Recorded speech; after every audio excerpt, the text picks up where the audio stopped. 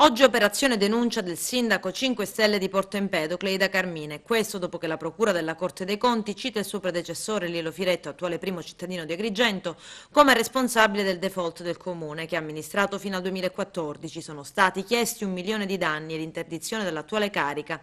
Sentenza a febbraio. Firetto deve rispondere di danno erariale. Avrebbe utilizzato parte di una cospicua somma chiesta alla Cassa Depositi e Prestiti, quasi 3 milioni e 900 mila euro, non per liquidare i debiti dell'ente, ma per sostenere la spesa corrente. Di conseguenza, con un atto che ha pochi precedenti, la Procura della Corte dei Conti chiede al sindaco parte della quota del prestito, ovvero 911 mila euro, illegittimamente speso, più una sanzione pari a 10 volte il suo stipendio, ma invoca pure l'interdizione da tutte le cariche per 10 anni dal ruolo di sindaco.